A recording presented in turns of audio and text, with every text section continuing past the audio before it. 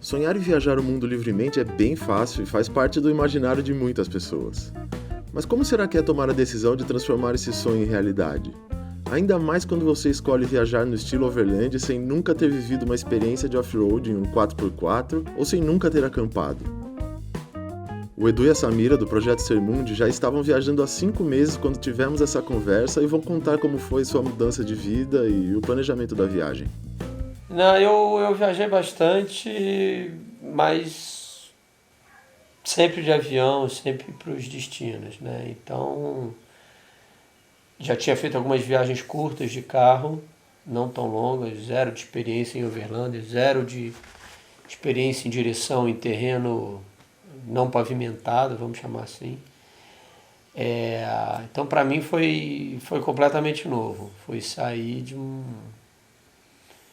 uma experiência, de uma zona de conforto para ir para uma outra. Não que eu não quisesse, não que eu não tivesse vontade, mas realmente vou dizer que foi um pouco de falta de oportunidade, seja por conta de trabalho, seja por conta de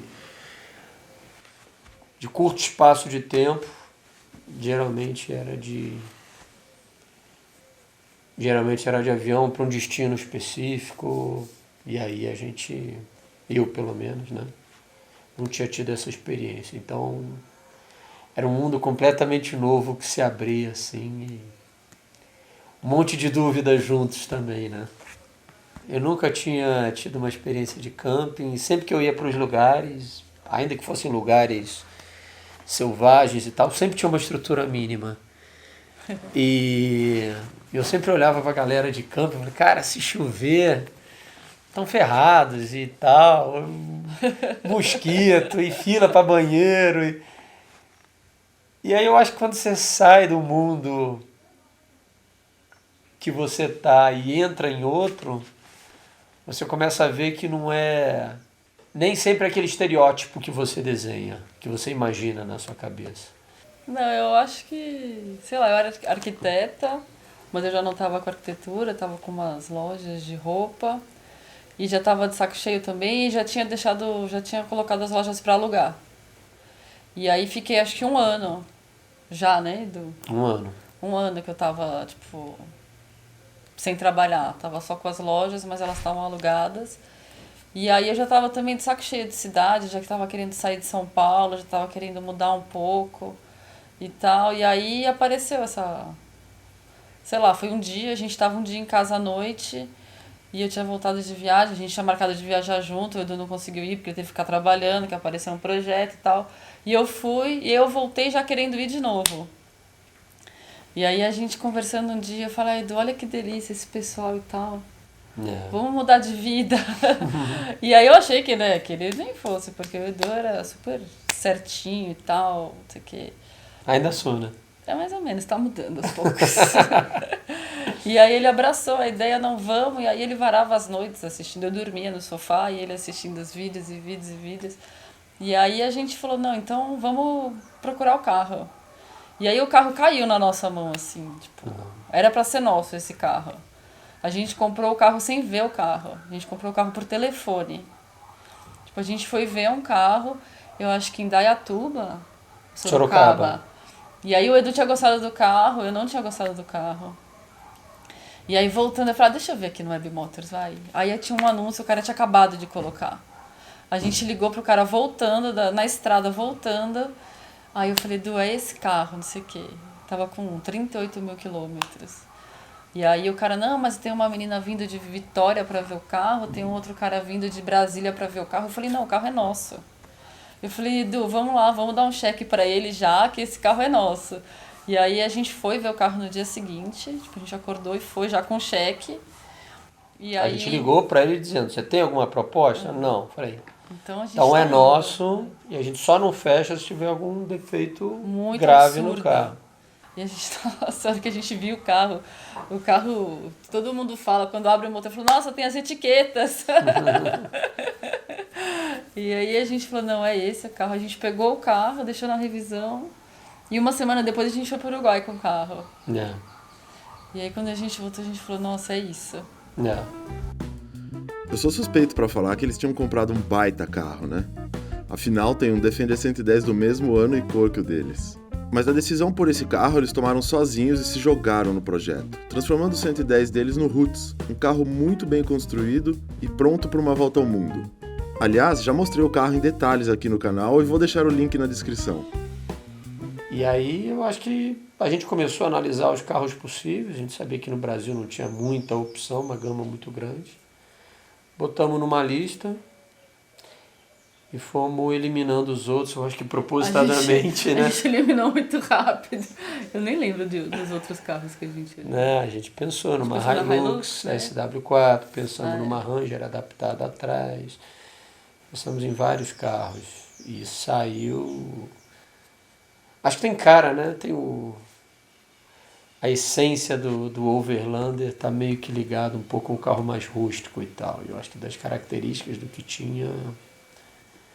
E até pelas pesquisas que a gente tinha feito, muita gente optando pela Defender, optando pelo modelo TDI para eliminar a eletrônica. E aí eu acho que foi naturalmente seguindo por esse lado. Eu, no começo, nunca tinha dirigido. Acho que eu dirigi 2 vezes fazendo test drive antes de comprar. Mas eu acho que só a estética e o espírito que tinha por trás já contagiou, conquistou e falou, e é esse mesmo. Só as pessoas que a gente acabou conhecendo pelo carro, É. nas viagens, eu acho que já valeu o carro. Não, eu acho que o pessoal também fala que é tão duro, é tão ruim, e aí Barulho. comprou e a mulher odiou e devolveu porque não queria. E aí eu acho que a gente estava achando que fosse ser um carro super desconfortável, mas não é. Não é um carro de passeio, mas é um carro que, em termos de conforto e espaço, surpreendeu muito a gente, né? Uhum.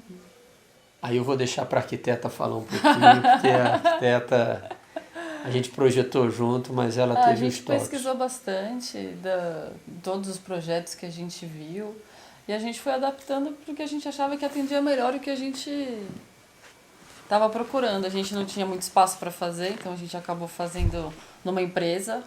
A gente fez do jeito... Acho que hoje eu não mudaria nada no carro. Não mudaria nada. Eu acho que a gente pensou tanto, a gente procurou tanto, a gente viu tantos vídeos que não tem nada que eu faria diferente. E uma coisa que a gente optou é o seguinte. Primeiro, a gente não tinha tempo para montar o carro. E 2, a gente não tinha competência. Então, como era um carro que a gente ia ficar muito tempo morando nele, viajando, eu não queria dar o carro... Eu não queria fazer nada que eu não soubesse, né? A última vez que eu mexi com energia, para eu ligar o liquidificador de casa, eu tinha que acender o interruptor da luz da cozinha. Se a gente fosse começar de novo, eu gostaria de ter participado mais, assim, sabe? Não dava pra gente ir todo final de semana e tal. Mas acho que se fosse hoje, eu gostaria de colocar a mão na massa, assim, pra fazer mais coisas, sabe? E foram 3 meses de preparação, 12 semanas, e a gente foi 5 ou 6 vezes de São Paulo a Joinville. Pegava uma sexta, uma segunda, juntava com o fim de semana e ia lá visitar. No final de semana que a gente podia, a gente ia, né? A gente já conhecia a estrada lá, Regis Bittencourt, de Core Salteado. Mas é claro que ter um bom carro todo equipado não basta.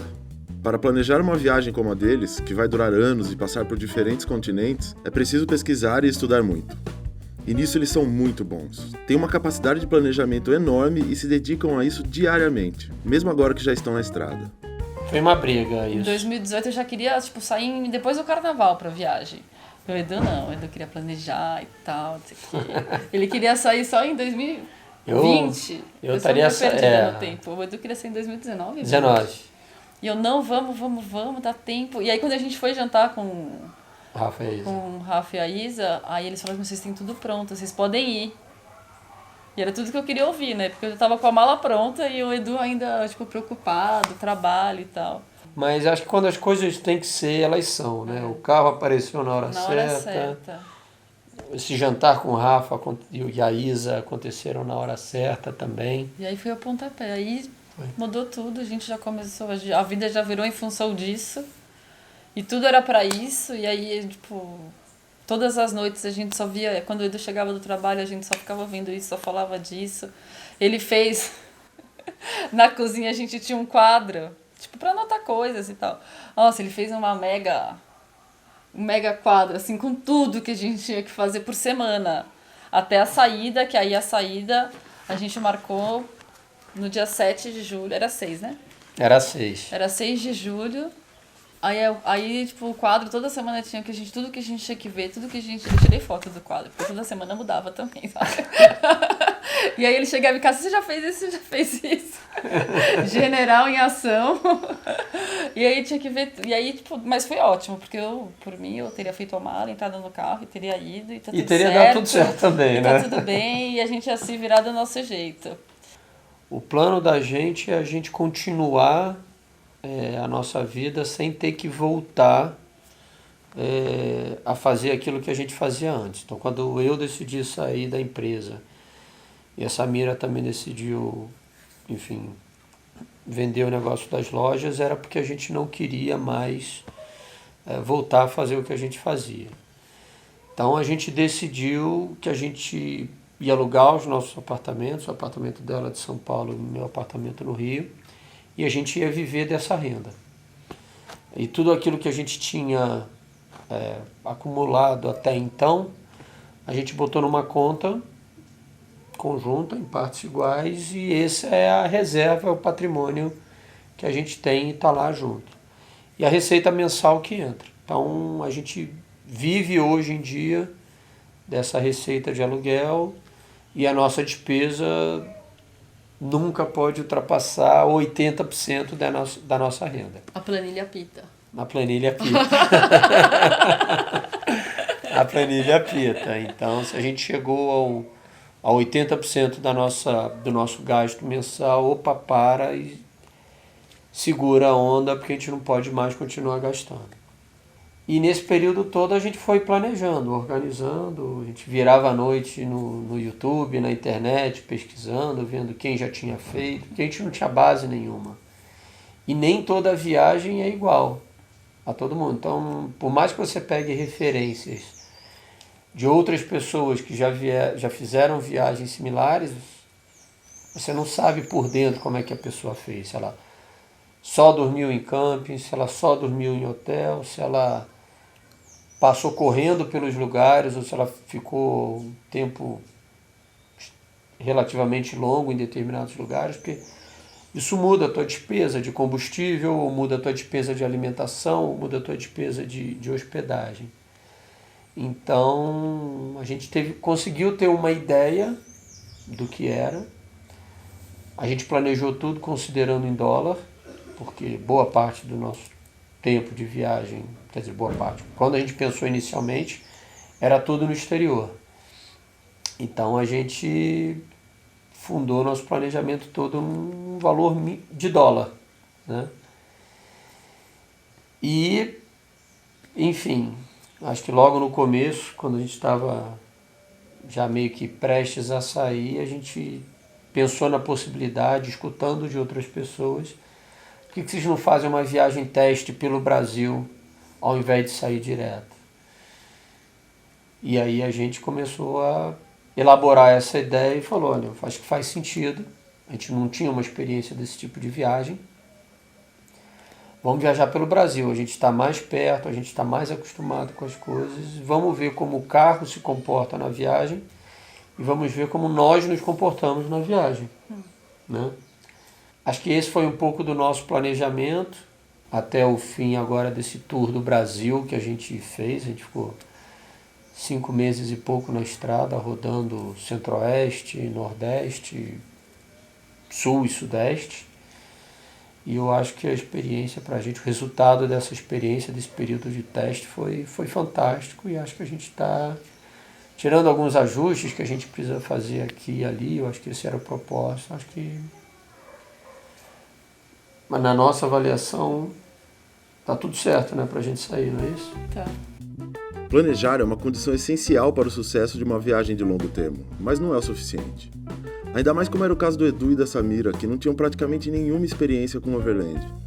Mas desde o início da nossa amizade eu notei que os dois compartilham alguma das mais importantes características para uma viagem ou uma vida de sucesso. Os dois sabem dizer eu não sei e os dois têm uma vontade enorme de aprender, qualquer que seja o assunto.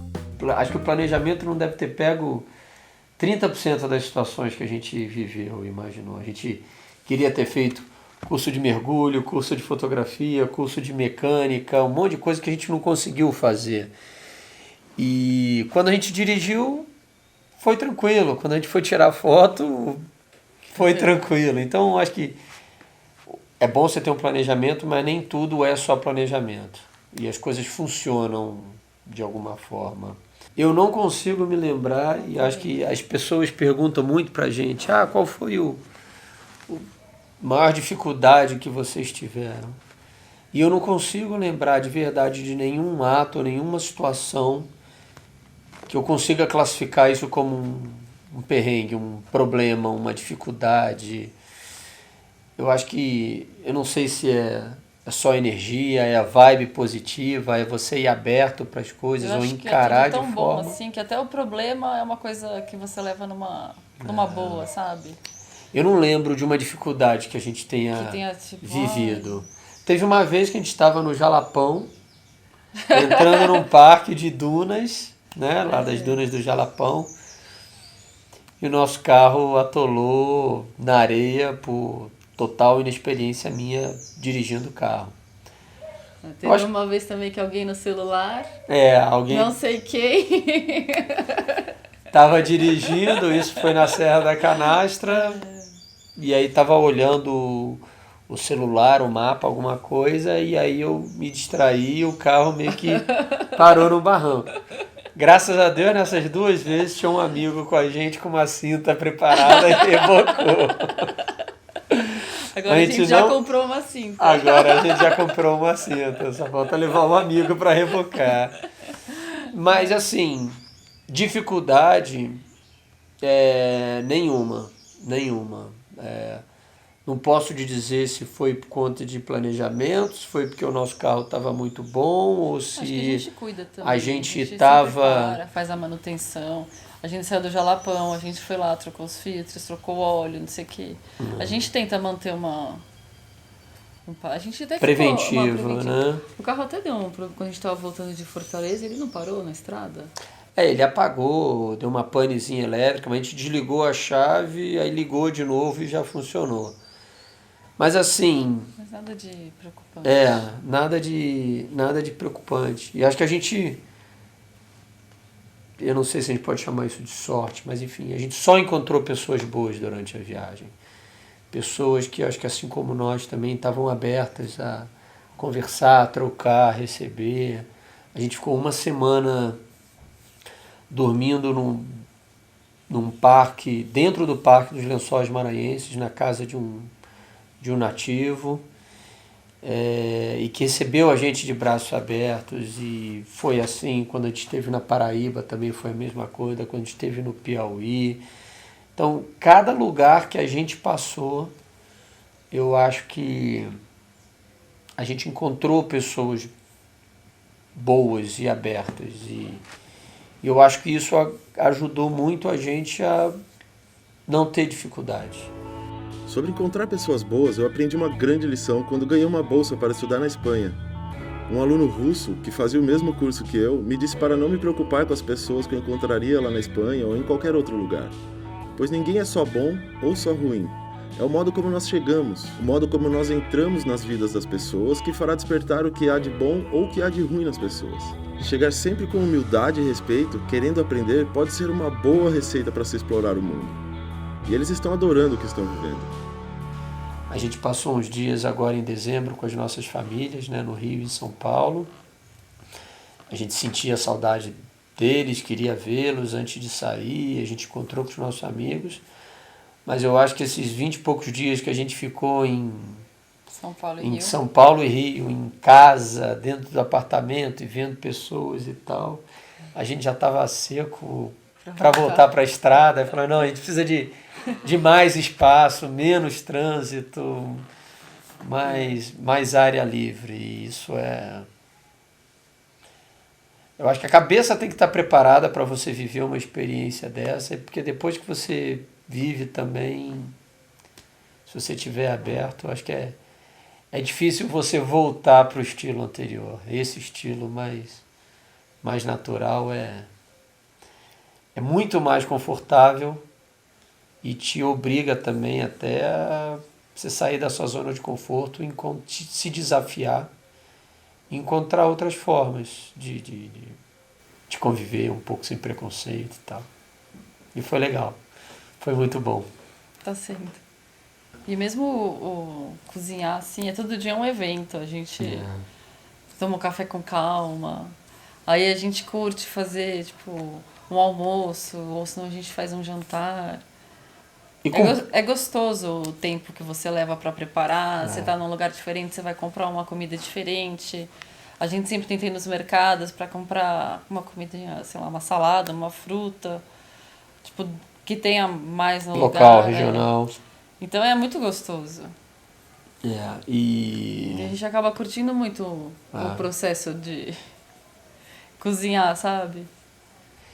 Então acho que isso surpreendeu a gente. Quanto que a gente achava que precisava de coisas que no fundo a gente não precisava. Então as coisas mais simples se tornaram as coisas mais prazerosas durante a viagem. Cozinhar, lavar prato, arrumar o quarto, o carro, montar a barraca. Então você acaba preenchendo o seu tempo com coisas que no fundo tem tão mais valor do que aquelas futilidades que a gente acostumava a viver. A gente 6 meses foi uma vez a um cinema em Recife e a gente ia direto em São Paulo, né? Fazia direto. Então a gente começou a se surpreender com quanto a vida mais simples é mais gostosa e mais prazerosa. Eu acho que Mesmo em São Paulo, né? Final de semana você sai pra jantar, faz... A gente não sentiu necessidade nenhuma de ir pra... Tipo, a gente foi, lógico, mas necessidade nenhuma de sair, vamos no restaurante.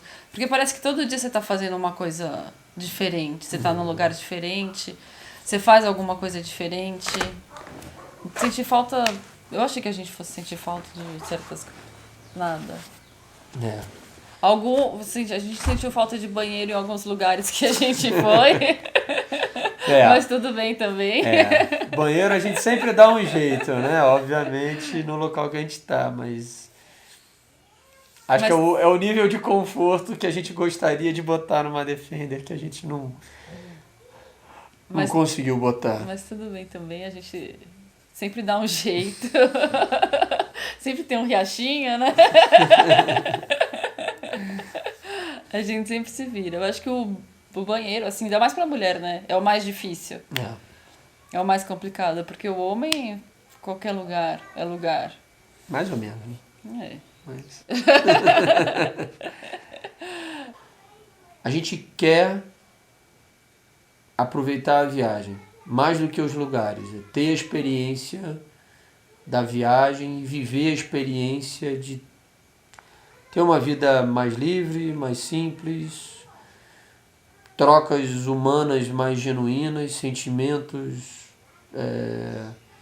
que eu acho que por conta dessa vida louca que a gente tem na cidade, com trabalho, com tarefa, com meta, que a gente tem que ter, não, a gente quer agora não ter que ter nada e não ter que querer nada, a gente só quer viver as coisas simples, genuínas e mais verdadeiras. Sair um pouco da loucura do dia a dia e viver um pouco mais a vida. Para quem tem vontade de fazer e acha que não está preparado e acha que não tem coragem, a gente escutou isso muito, né? Putz, esse é meu sonho fazer, mas eu não tenho coragem, eu não tenho como fazer. Eu acho que isso é uma limitação que a gente bota na nossa cabeça. Eu talvez fosse o cara mais Caxias, mais certinho, que jamais conseguiria me ver num futuro vivendo uma vida assim meio nômade ou diferente, ou fora do padrão, né, do standard. Mas é só uma limitação que a gente põe na nossa cabeça. A gente viu gente com filho pequeno, a gente viu gente com vários filhos viajando, a gente viu gente viajando sem dinheiro, gente viajando com muito dinheiro, gente que deixou para viajar quando estava mais velho e aí perdeu e lamentou não ter feito isso antes. Então, assim, eu acho que quem quer fazer, vai e faça. Que seja um curto período de tempo, ou que seja uma experiência mais longa, faz. Você nunca vai estar preparado 100% e nunca vai ser tão ruim que você não consiga sobreviver bem. Então, qualquer um é capaz de fazer. Esse mês já faz 1 ano que eles estão na estrada, totalmente familiarizados com a vida nômade e curtindo a viagem num ritmo excelente. Ao ver um casal como esse, que planejou com cuidado a mudança de vida e uma viagem de longo termo, e que vem executando tudo isso com sucesso, me dá um baita ânimo. Principalmente por quebrar aquele clichê do largou tudo para viver na estrada, pois não se trata de largar nada, tampouco é uma fuga ou uma única alternativa que restou. É um plano de vida, uma conquista que foi alcançada com esforço mútuo e muita coragem. O naturalista Henri Thoreau acreditava que um homem é rico na proporção do número de coisas das quais ele é capaz de abrir mão.